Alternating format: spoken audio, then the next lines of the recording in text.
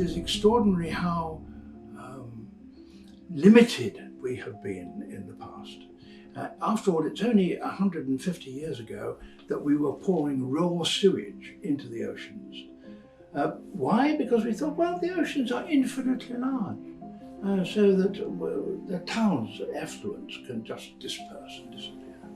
Well, now, actually, that's almost true as far as natural sewage is concerned. But it is not true as far as plastic is concerned. Plastic does not degrade. Plastic does not disappear. The processes of nature which deal with effluent do not deal with plastic.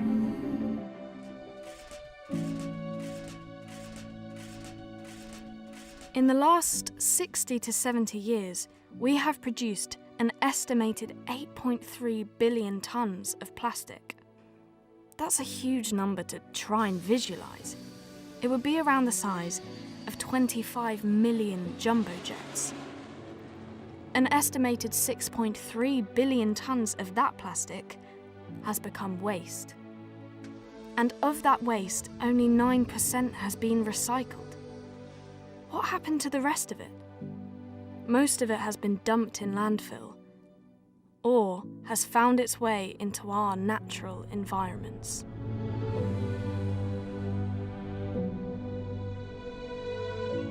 This plastic waste has made its way into our ocean via a number of different routes. For example, through our rivers and drain systems, via landfills, or simply being picked up by the wind and blown. Our ocean is now heavily polluted with plastic. The visible, floating waste doesn't show the true scale of the problem, because eventually, 90% of plastic sinks. A third of all plastic ends up in the natural environment as pollution, amounting to 100 million tonnes every year.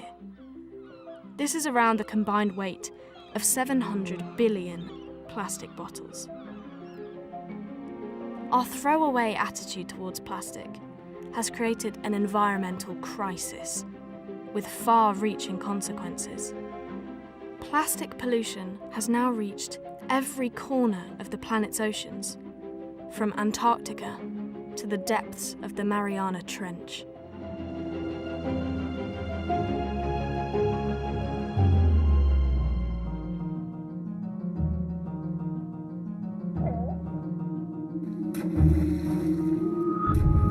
Larger pieces of plastic in the ocean can get caught on birds and animals, injuring them. They can carry these pieces of plastic for long periods. Once entangled, it's almost impossible for them to escape. The injuries are painful and often fatal.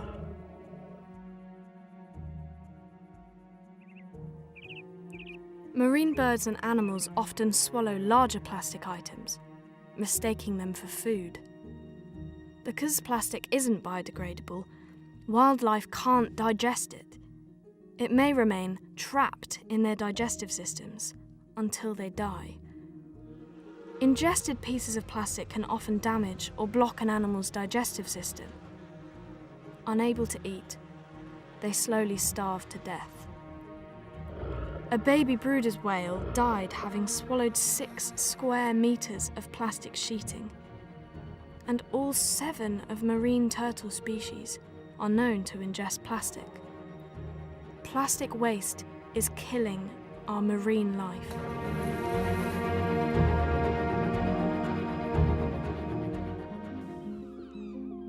The sun's UV rays and the salt in seawater make plastic brittle.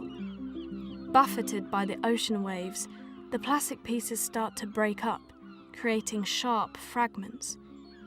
The pitted edges of these fragments catch particles of chemical pollutants that have entered the ocean as a result of decades of agricultural and industrial runoff. The particles hitchhike on the plastic fragments, creating small, toxic pills. These plastic pills are ingested by marine animals and birds, causing them further harm as toxins are released into their bodies.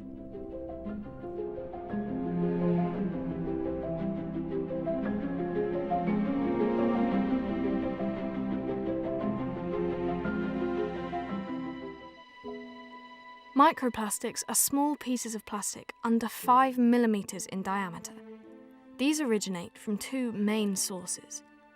Primary microplastics include microfibers from clothes and rubber dust from tires. The majority of modern clothing fabrics are made from plastic. Every time we wash these synthetic materials, millions of tiny plastic fibers enter the water system from our washing machines. They're too small to be caught by the filters used at water processing plants and find their way into the ocean. Friction between tires and road surfaces cause small particles to break away. And when it rains, those microplastics are washed off the roads into waterways and drains, again beginning a journey to the ocean. Secondary microplastics result from plastic waste items breaking up again and again until they become microplastics.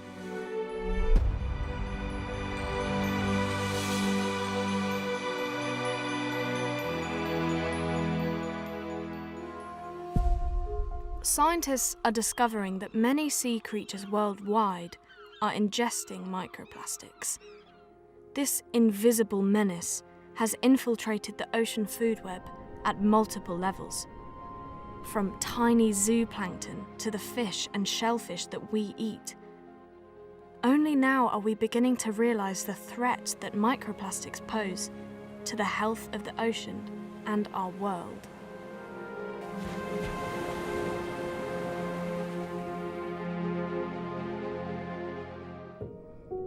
There is clear evidence that plastic pollution is everywhere in our ocean now. Some of it is transported by the ocean's 5 gyres, which are huge central points created by rotating ocean currents. Many people talk about garbage patches that have been created in the centre of the gyres. These garbage patches are not actually islands made of plastic waste, but water tests have shown a higher concentration of plastic and microplastic at the centre of each gyre. Different plastics have different densities, so they float at different depths. This means the pollution is more of a cloudy plastic soup running through the water column, rather than a floating garbage patch at the surface. But all plastics eventually lose their buoyancy, which is why an estimated 90% eventually sink to the ocean floor and mix with the sediment there.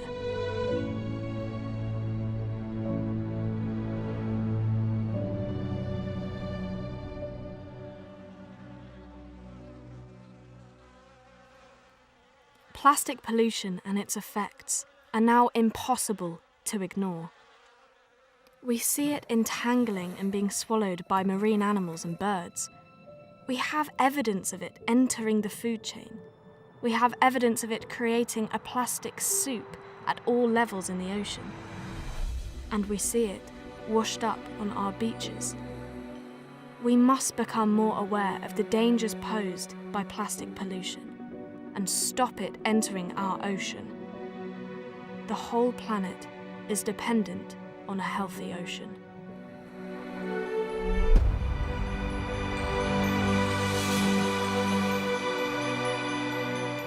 We have to act. We have to act now to try and clear up and repair some of the appalling damage that we've made to the ocean.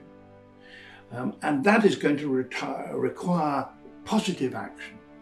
But there is also much simpler things we can do to prevent it getting much worse. And that is to make a demand on people who put the plastic into our lives. A, to make that plastic much easier to recycle, and B, not to use it gratuitously, not to encourage us to put elaborate packaging to titillate us, and then, having done that, to chuck it into the waste paper basket. That's the appalling thing, because it adds cost to the object. It adds cost to the you that you have to pay, but you have to pay a much, much bigger price. And our children will have to pay a much bigger price unless we change our behaviour now.